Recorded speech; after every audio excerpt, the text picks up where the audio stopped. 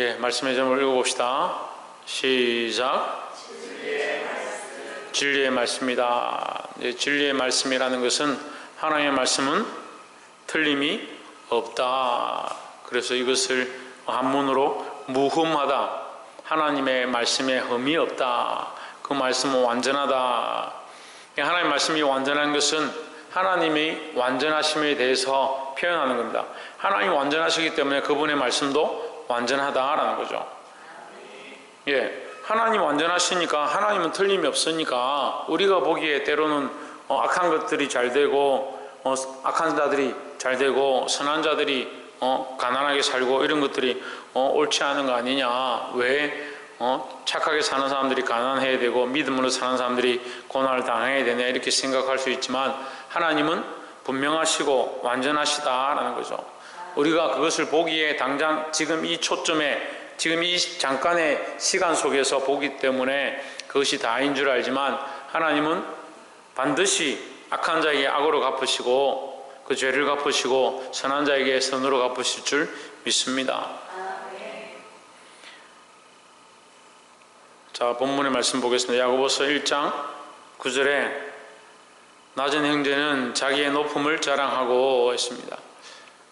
자, 우리가 이 10절을 보면 이해는 되는데 부한 형제는 자기의 10절 보면 부한 자는 자기의 낮아짐을 자랑할지니 했습니다. 10절에 되면 우리가 부하다 하더라도 우리가 부유한 때도 항상 겸손해야겠구나. 내가 부유한데 내가 풍부한데도 나는 겸손해야 되고 그 겸손한 것을 오히려 자랑할 만큼 내게 겸손함이 풍성해야겠구나. 이렇게 볼 수 있는데 9절은 그런 말이 좀 이상하지 않습니까? 이렇게 생각할 수 있습니다.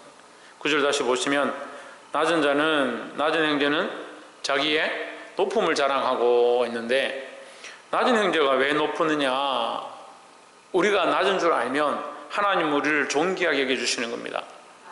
그러니까 우리가 세상에서 낮은 줄 알고 자기가 교만해서 나는 높은 자라 생각하지 않고 나는 항상 연약하고 하나님의 은혜가 아니면 살 수 없구나 이렇게 생각하는 자는 하나님 그를 어떻게 여겨주신다? 높게 여겨주신다라는 거죠. 또한 이것은 시제적으로 보면 지금 내가 낮을지라도 하나님께서 결국 높이실 것들을 바라본다라는 거죠.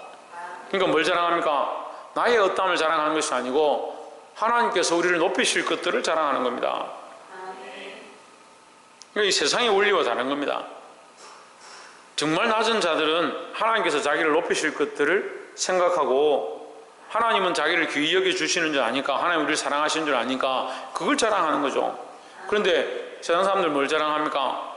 사람들 앞에 옷 입은 걸 자랑하고 잘 먹고 잘 사는 걸 자랑하고 자기의 권력 있는 것들을 자랑하고 자기의 높음을 자랑합니다.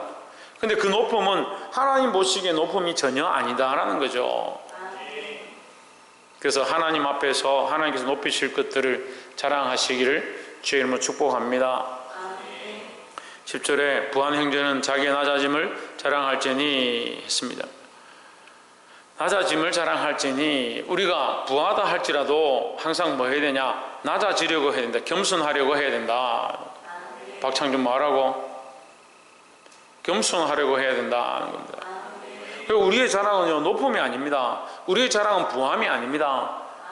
우리의 자랑은 우리는 아무것도 없어도 하나님의 은혜로 살아가고 있는 것이 자랑이고 그래서 하나님을 자랑하고 하나님께서 내게 채우실 것들을 자랑하는 겁니다. 그런 삶이 어떤 삶이냐? 낮은 삶인 거죠. 겸손한 삶인 거죠. 자기의 어떠함을 자랑하는 것이 아니고 하나님을 자랑하니까 자기는 어떻느냐? 겸손하다는 거예요. 겸손하다는 거예요. 그래서 이 겸손이 자랑거리가 되기를 소망합니다. 내가 내어놓을 게 뭐 있냐? 겸손밖에 없다. 이렇게 되어야 되는데 얼마나 자랑할 것들이 많은가. 겸손하기를 바랍니다. 우리 옆에서 한번 봅시다. 그리스도 안에서 항상 겸손합시다. 이는 그가 풀의 꽃과 같이 지나감이라 했습니다. 뭐가 지나가냐? 풀의 꽃처럼 지나간다. 그의 부유함도 지나가고 그 자신도 지나간다. 너희가 영원히 사는 것처럼 보이지만 그 살아가는 사람의 입장에서는 이게 굉장히 긴 것처럼 보이지만 역사 속에서 보면 그 사람이 잠시 지나가는 것밖에 안 된다. 그 사람 잠시 지나가는데 자기가 대단하다고 생각하는 겁니다. 그런데 인류에 수많은 사람들이 자기가 대단하다고 왔지만 다 지나가고 없습니다. 다 지나가고 없어질 것들입니다. 그러니까 자기의 부유함이나 자기의 어떠함이나 자기 자신에 대한 것이나 이거 다 풀의 꽃과 같다. 해가 나고 시간이 지나가고 고난이 닥치면 다 사라지고 없어질 것이다 라는 거죠. 11절에 해가 돋고 뜨거운 바람이 불어 풀을 말리면 꽃이 떨어져 그 모양의 아름다움이 없어지나니 그게 무슨 소용이 있느냐. 그 꽃이 아름답고 그 풀이 싱싱하다 하더라도 해가 돋고 바람이 불면 다 떨어질 것인데 그게 무슨 소용이 있느냐. 그것을 의지하지 마라 하는 거죠. 그게 필요 없다는 게 아닙니다. 여러분, 꽃이 필요 없고 풀이 필요 없다는 게 아닙니다. 그 아름다움이 필요 없다는 것도 아닙니다. 부유함이 필요 없다는 것도 아닙니다. 하지만 뭐가 문제냐. 거기에 생명을 두지 마라. 거기에 목숨을 걸지 마라. 꽃이 떨어져 버리면 그 꽃이 무슨 소용이 있느냐는 거죠. 잠시 있다가 없어질 것에 왜 그렇게 소망을 두고 목숨을 거느냐. 바람이 불어 풀을 말리면 꽃이 떨어져 그 모양의 아름다움이 없어지나니 그 꽃에 소망을 두지 말고 꽃을 만드신 하나님께 소망을 두어라 하는 겁니다. 부한자도 그 행하는 일에 이와 같이 세잔하리라 하십니다. 그런데 부유함도 마찬가지다. 부유한 것도 시간이 지나면 다 지나간 것이다. 그러니까 부유할 때 뭘 해야 됩니까? 부유함을 가지고 하나님의 영광을 드러내야 된다는 거예요. 부유함을 가지고 가난한 자들 돌아보고 섬기고 사랑하고 전도하고 생명을 살리고 더 거룩한 일들을 해야 된다는 겁니다. 12절에 시험을 참는 자는 복이 있도다. 시험을 참는 자, 밑에 두 번째 줄에 보면 이는 시련을 견디어 했으니까 이 시험은 뭐냐? 시련이다는 거죠. 어려움이다는 거죠. 시련을 뭘 합니까? 시련은 우리를 뭐 한다 했습니까? 연단한다 했습니다. 성경은 시련을 통해서 우리가 연단받게 되어 있다. 연단을 잘 모르면 단련이다 생각하면 거꾸로 생각하면 단련이다. 우리를 단련한다. 어려움은 환난은 우리를 어떻게 하느냐? 단련한다. 뭘 단련하느냐? 하나님의 사람으로 온전케 한다는 거예요. 우리가 하나님을 믿는다는 것이 그냥 글자 속에서 하나님 믿는 것이 아니고 우리의 삶의 실제에서 여러 가지 어려움과 환난이 닥쳐도 여전히 하나님을 사랑하는 것을 붙잡고 있는 이것을 단련하고 훈련해야 된다는 겁니다. 이런 시련을 견디어낸 자가 주께서 자기를 사랑하는 자들에게 약속하신 생명의 멸류관을 얻을 것이기 때문이라 하십니다. 고난을 이긴 자가 뭘 얻느냐? 생명의 멸류관을 얻는다. 제1에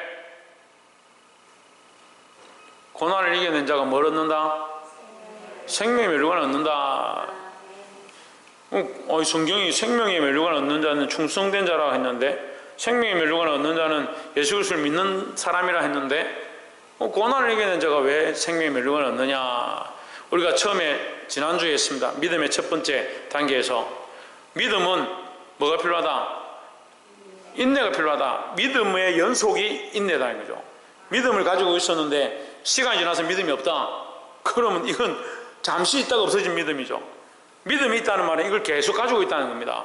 계속 가지고 있으려면 뭘 해야 됩니까? 견디어내야 한다는 거죠. 내가 이 사람을 믿는데 의심할 만한 수많은 일이 생기고 오해가 생기고 문제가 생겨도 끝까지 믿는 거, 이게 믿음을 유지하는 거죠. 그렇게 하려면 뭐 해야 됩니까? 견뎌내야 되는 거죠. 유혹이 와도 미혹이 와도 헷갈리게 해도 계속 믿고 가야 된다는 거예요. 우리가 하나님 믿는 믿음도 마찬가지입니다. 우리가 하나님을 믿는 믿음을 믿음으로 붙잡고 있는데 어떻게 해야 되냐? 인내로 붙잡고 있어야 된다는 거죠. 믿음을 인내로 붙잡고 있는 자가 뭘 얻느냐? 생명의 멸류관을 얻게 된다라는 겁니다. 제하윤 뭘 얻게 된다?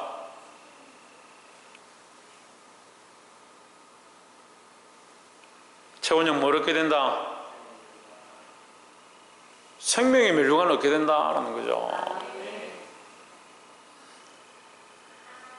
믿음으로써 이 약속을 붙잡고 하나님께서 약속하신, 주께서 자기를 사랑하는 자들에게 약속하신 생명의 멸류관을 얻을 것이기 때문이라 했으니까 우리가 이 시험과 어려움과 환난을 이겨내면 결국 우리에게 뭘 주기 원하시느냐? 생명의 멸류관을 주기 원하신다는 겁니다. 많은 사람들이 자기는 믿음이 있다 생각합니다. 그렇죠? 믿음이 있겠죠. 근데 뭐가 없느냐? 인내가 없는 겁니다. 인내가. 하나님 나라를 향한 인내가 없고 영원한 소망에 대한 인내가 없고 자꾸 뭘 바라봅니까? 뭘 바라봅니까? 이 땅의 것들을 바라보고 있습니다. 그래서 이 땅에서 잘 되느냐, 돈을 많이 버느냐, 출세하느냐, 거기에 소망이 있습니다. 그 이미 믿음이 아닌 거죠. 무슨 믿음이 아닙니까? 영원한 나라의 믿음이 아니고 보이지 않는 하나님에 대한 믿음이 아닌 겁니다.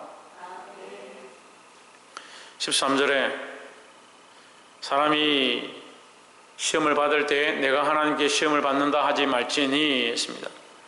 하나님께 시험을 받는다 하지 말라. 하나님 시험 하시는 거 맞습니다. 그런데 하나님께 시험 받는다라고 하지 마라. 왜 그러느냐? 하나님은 여전하시고 네 마음이 흔들리는 것이다 이 말이야. 쉽게 말하면 그렇다는 거예요. 하나님이 우리를 시험하실 이유가 없습니다. 하나님 여전하시니까. 하나님 변함이 없으니까. 하나님 온전하신데 하나님 뭐가 부족해서 우리를 시험해야 될 이유가 없지 않습니까? 근데 뭐가 부족합니까? 우리가 부족한 거죠. 우리가 연약하기 때문에 하나님 앞에서 자꾸 시험을 받는다는 거예요. 자, 우리가 어떤 먹고 싶은 게 있어서 이걸 먹어야겠다. 먹지 말아야겠다. 이걸 내가 먹어야 되냐 말아야 되냐, 이걸 가져가야 되냐 말아야 되냐 고민을 하겠죠. 하나님 입장에서 이것이 이걸 내가 먹든 먹지 않든 사실 하나님 별 관계가 없습니다. 근데 우리는 이걸 어떻게 생각합니까? 이걸 굉장히 중요한 것으로 생각하죠. 돈에 대한 문제도 마찬가지입니다. 이 돈이 내게 있어야 된다. 없으면 이제 큰일 난다. 카드를 메꿀 수가 없다. 집안 이번 달에 살아갈 수가 없다. 굉장히 큰 문제로 자기 앞에 닥쳐 있습니다. 하지만 하나님 앞에서 이게 사실은 큰 문제가 아닙니다. 우리의 복이 큰 거죠. 결국 누가 자기 스스로가 그 삶의 무게에 짓눌려 있는 것이지. 근데 그렇게 하면서 자기가 집을 샀기 때문에, 자기가 돈을 썼기 때문에, 자기가 옷을 입어야 되기 때문에 자기가 그 시험에 들어놓고 하나님 나를 시험하신다, 그렇게 말할 이유가 없는 거예요. 하나님은 악에게 시험을 받지도 아니하시고 친히 아무도 시험하지 아니하시느니라 했습니다. 사실 하나님이 시험하는 것이 아니라 우리가 흔들리는 것이다. 이렇게 한마디로 하면, 13절을 한마디로 한다면 하나님이 우리를 시험하는 것이 아니고 우리가 흔들리는 것이다. 뭐가 흔들리겠습니까? 믿음이 흔들리는 것이다. 믿음이. 그래서 뭐가 필요하다? 인내가 필요하다라는 거죠. 14절에 오직 각 사람이 시험을 받는 것은 자기 욕심에 끌려 미혹됨이니 했습니다. 뭐에 끌리느냐? 자기 욕심에 끌린다. 자기 욕심에 끌리는 것이 뭐와 반대됩니까? 믿음과 반대되는 겁니다. 믿음은 보이지 않고 욕심은 뭡니까? 보이는 겁니다. 보이는 거. 보이는 것에 대한 시험을 당하는 게 욕심이거든요. 믿음은 보이지 않는 것을 믿는 거죠. 그러니까 서로 상반되는 겁니다. 그러니까 보이지 않는 것들을 바라보고 살아가는 우리가 보이는 것 때문에 자꾸 넘어지는 거예요. 그러니까 우리는 보이는 것보다 보이지 않는 것을 더 굳건히 붙잡아야 된다는 거죠. 근데 이 믿음의 사람들이 이거 하기가 힘든 거예요. 믿음으로 이걸 붙잡고 있기가 힘든 거예요.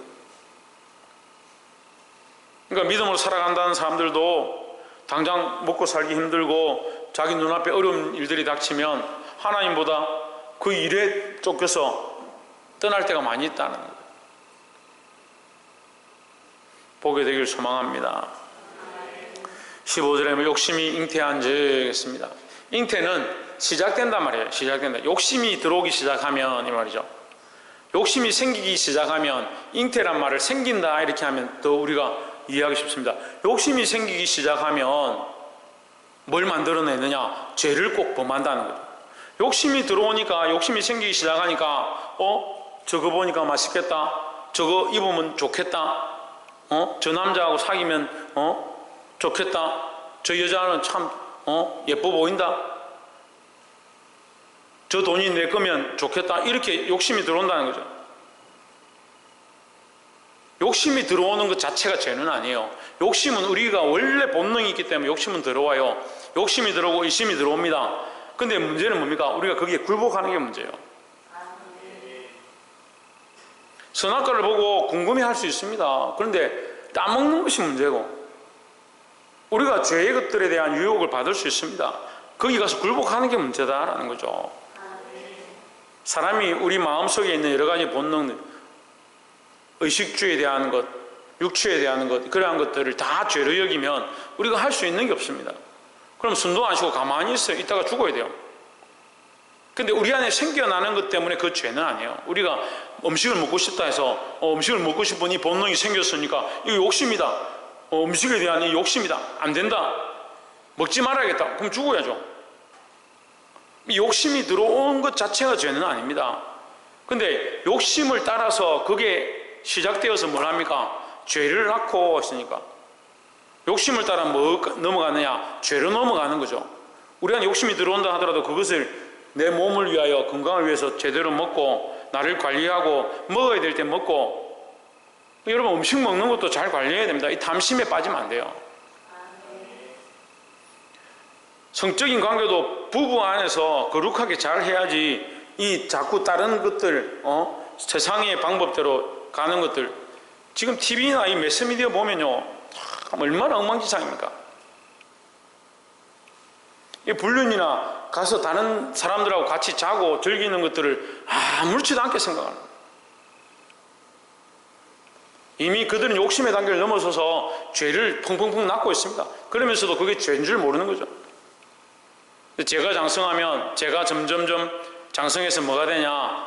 사망을 낳는다. 그래서 결국 죄가 나의 주인이 되어버리는 거예요. 그래서 나는 믿음으로 뭘 가지고 있냐면 영원한 생명에 대한 소망을 가지고 있는데, 영원한 구원에 대한 소망을 가지고 있는데, 욕심이 들어와서 자꾸 내 안에 죄를 낳고 해서 뭘 없앴느냐? 이 믿음은 점점 사라지고 죄가 장성해서 결국 죄로 말미암은 사망, 믿음으로 말미암은 영생이 있다면, 믿음으로 말미암은 영생을 우리가 붙잡고 살아가야 되는데, 죄로 말미암은 사망을 자기도 모르게 뒤집어 쓰고 갈 수 있다는 거죠. 우리가 이거 똑바로 알아야 되는 거예요.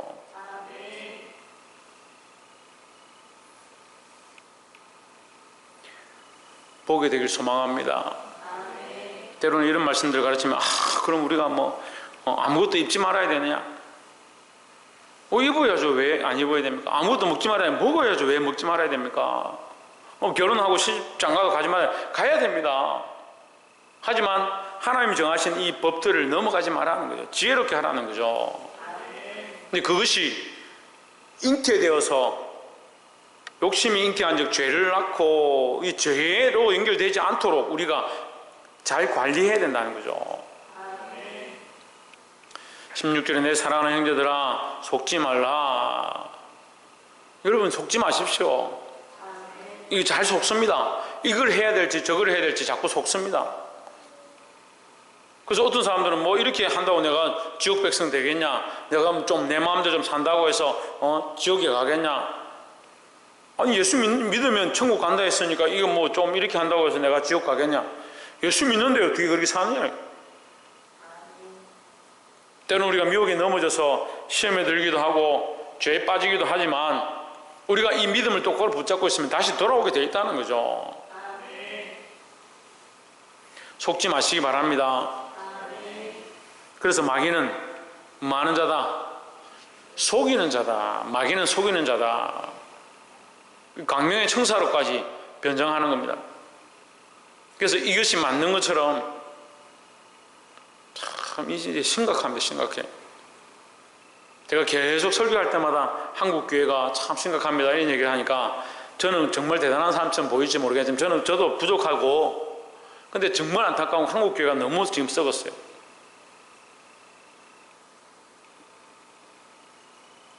종교는 이게 신성시되고 이게 성직자들은 거룩한 직을 맡은 자들이 되어서 이게 사회로부터 존경을 받고 많은 사람을 거룩한 곳으로 인도하는 자가 되어야 되는데, 한국교회가 타락했다는 말이 뭐냐면 성직이 아닌 거예요. 지금 직 자체가 성직이 아닌 거룩한 직분이 아닌 거예요. 하나님 기름 부어서 세우신 종이 되어야 되는데 하나님 기름 부어 세운 종이 아니고 세상에서 자기 먹고 사는 것 위해 살아가는 직이 되어버렸어요. 그러니까 타락한 겁니다. 교회가 교회의 목적을 상실했습니다. 예수 그리스도가 머리고 하나님의 영광을 드러내는 것이 목적이 되어야 하는데 그런 목적들을 상실한 지 오래됐습니다. 그냥 우리 교회가 좋다, 우리 교회 크고 잘 되고 사람들이 많이 모이고 우리가 봉사활동 잘하니까 좋은 교회 아니냐? 천만의 말씀. 여러분, 우리가 선교를 가서 주구장창 선교만 하고 우리가 교회들 수십 개 세운다 하더라도 예수 그리스도의 이름을 드러내고 하나님의 영광 드러내지 않으면 그게 가짜예요. 이단 사이비들이 선교 제일 많이 합니다. 하나님의 교회 그런데 선교 얼마나 많이 합니까? 구원파들 얼마나 선교 많이 합니까? 기쁜 소식을 해서 얼마나 전도 많이 합니까? 신천지가 얼마나 선교와 전도를 많이 했습니까? 그러니까 여러분 그렇게 생각하면 안 되는 거예요. 근데 자꾸 이걸 잊어버리는 겁니다. 예수 그리스도를 잊어버리고 하나님의 영광을 잊어버리고 예수 그리스도를 머리로 하는 것들을 잊어버리고 그것이 교회다. 교회 아닙니다. 큰 사람 교회가 진짜 교회다. 큰 사람 교회도 교회가 아닐 수 있습니다. 어떻게 해야 합니까? 예수 그리스도를 머리로 똑바로 세우지 않으면 교회 역할을 하고 있지 않은 겁니다. 우리 각자가 이 믿음과 이 죄의 문제들 안에서 날마다 싸워야 합니다. 내가 믿음으로써 영원한 소망을 바라보고 하나님의 뜻을 바라보고 살아갈 것이냐, 아니면 죄로서 내 욕심을 따라 내가 하고 싶은 걸 쫓아가다가 결국 죽을 것이냐.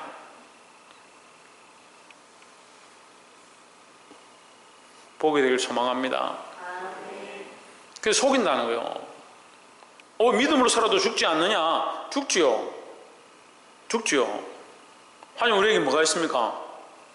영원한 소망이 있고 하나님께서 우리를 그리스도께서 다시 오셔서 우리를 부활하게 하실 그 소망이 있습니다. 천군 천사들과 호령과 나팔 소리로 임하실 때 땅이 그 죽은 자들을 토해낸다. 그때 우리가 살아나서 그리스도와 함께 영원한 그 천국에 들어가게 될 것이라는 거죠. 그걸 어떻게 하느냐? 그걸 믿음으로 아는 거죠. 그리고 그 믿음이 없으니까 뭐 합니까? 목사도 퇴직금 받아서 이 땅에 집을 얻어야 되고, 성도들도 어쨌든 교회에 이만큼 드리면 자기는 복을 받아야 되고, 전부 지상 물질 만능주의 신앙을 가지고 그게 복이다 착각하고 있는 거예요. 오늘 아침에도 우리가 말씀을 나눴습니다. 구약에서도 뭐라고 합니까? 우리의 복은 하나님을 아는 겁니다. 하나님을 아는 거. 우리의 복은 뭐냐? 하나님을 잊어버리지 않는 겁니다. 복이 되길 소망합니다. 17절에 각양 좋은 은사와 온전한 선물이 다위로부터 빛들의 아버지께로부터 내려오나니, 은사와 선물, 이거 은혜의 선물이죠. 하나님 주신 특별한 은사, 또는 우리가 방언하고 예언하고 성령의 선물 주신 것, 이것들은 다 뭐냐? 하나님께로부터 왔다. 그럼 누구를 위해 써야 되냐? 하나님을 위해 써야 됩니다. 여러분, 제가 지난번에도 살짝 잠깐 얘기 드렸는데, 은사를 가지고 자기 은사를 자랑하고 자기 은사를 하고 있다는 것 자체를 자랑하고 싶은 사람들이 수없이 있습니다. 방언을 하고 있다는 거, 예언을 하고 있다는 거, 통변을 하고 있다는 거, 그걸 내가 하고 있다. 그게 하고 있는데 어쩌라고요? 내 겁니까? 여러분, 제가 여러분들한테 차를 한 대씩 줘가지고 여러분 타고 다닌다 합시다. 다니면서 내가 차 한 대 뽑았다고 자랑할 사람이 어디 있습니까? 누가 여러분들한테 차를 한 대씩 줘가지고 좋은 차를 가지고 몰고 다니는데 이거 내 차라고 자랑할 사람이 어디 있습니까? 그 주신 분의 것이다 자랑할 수는 있겠죠. 그럼 그분을 자랑해야 되는 거죠. 은사가 내 거냐는 거죠. 은사가 하나님 주신 건데, 어떤 사람들은 나는 내가 이런 은사를 가지고 있는데 자랑, 하나님 모르는 거예요. 하나님 잘 알지 못하는 거예요. 왜 그렇게 하는지 모르겠습니다. 은사를 자랑할 것이 아니라 은사를 주신 하나님을 자랑해야 합니다. 그래서 은사를 쓰는 목적은 덕을 세우기 위함이다. 교회의 덕을 세운다. 교회는 누구냐? 예수 그리스도의 몸 되는 겁니다. 예수 그리스도의 몸.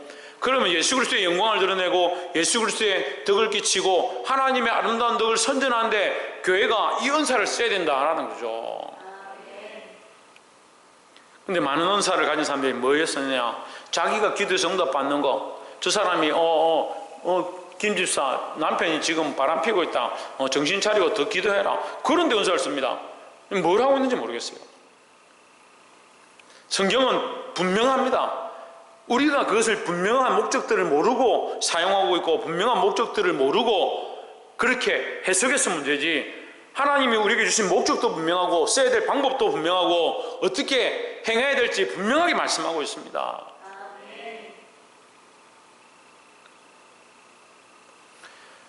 그는 변함도 없으시고 그는 아버지입니다. 하나님 아버지는 변함도 없으시고 회전하는 그림자도 없으시니라 했습니다.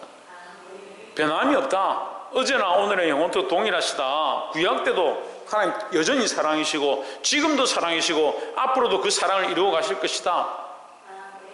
회전하는 그림자가 없다. 회전하는 것은 뭡니까? 회전한다는 것은 빛이 있는 대로, 빛이 여기 있으면 그림자가 여기 생기겠죠. 빛이 여기 있으면 그림자가 여기 생기겠죠. 조혜준, 빛이 여기 있으면 그림자가 어디 생겨? 네 밑에 생기나? 빛이 여기 있으면 그림자가 저를 비춰서 반대쪽에 생기겠죠. 그래서 이 빛이 움직이는 데마다, 이 해가 떠서 지는 데마다 그림자가 어떻게 합니까? 따라서 움직이는 겁니다. 이걸 회전하는 그림자라 하는 거예요. 그런데 하나님은 회전하는 그림자가 없다. 무슨 말이냐? 하나님 당신이 빛이시다는 거예요. 그러니까 세상에 빛이 비칠 필요가 없다는 거예요. 다시 말하면 우리가 모든 사물을 보는 것은, 이것도 과학이 발달해서 알죠. 빛이 비쳤기 때문에 그 사물을 볼 수 있는 거죠. 근데 하나님은 빛이 비춰야 볼 수 있는 존재가 아니다는 거예요. 비춰져야 보일 수 있는 존재가 아니고 하나님 스스로 빛이시다는 거죠. 하나님 빛이시니까 그림자가 필요 없다는 거죠. 어둠이 가까이 할 수 없다는 겁니다. 그러니까 다시 보십시오. 이 은사를 가지고, 은사가 비치면 이 은사는 그냥 하나님께 비춰서 그림자만 만들겠죠. 그런데 이 은사는, 은사가 빛이 아니고 하나님이 원래 빛인 겁니다. 또 어려운데, 자, 표적과 이적과 기사가 나타나고 죽은 자가 살아난다 해도 죽은 자가 살아나는 그것이 빛이 아니고, 이해가 되세요? 빛은 하나님이라는 거예요. 그러니까 다시 말하면 죽은 자가 살아나고 안전뱅이가 일어나고 눈먼 자가 눈을 뜨는 게 없어도 빛 대신 하나님을 바라보는 것이 더 중요하고 소중한 것이다 라는 거죠. 그는 변함이 없고 그에게는 회전하는 그림자도 없으니까 우리는 여전히 은사가 없고 은혜가 없고 역사가 나타나지 않는다 할지라도 우리는 여전히 뭐 해야 된다? 하나님만 바라봐야 된다는 거죠. 근데 많은 사람들이 이런 데 미혹됩니다. 많은 사람들이 세워진 어떠한 사람들, 그 사람을 쫓아가고, 여러분 우리나라 한국 지금 음악이 굉장히 발달해, 기독교인들이 엄청나게 음악적으로 발달해, 찬양 사역자들이 엄청난 음악의 수준들을 보이고 있습니다. 그래서 잘 생각하십시오. 그들이 신이 아닙니다. 교회에 많은 사역자들이 세워지고 주의 종들이 세워집니다. 제가 저번에도 말씀드렸는데 주의 종들이 세워져서 그들이 신이 아닙니다. 그들이 하나님 아니에요. 그들이 잘못 가면요 변질되기 쉬운 자리가 오히려 그 자리입니다.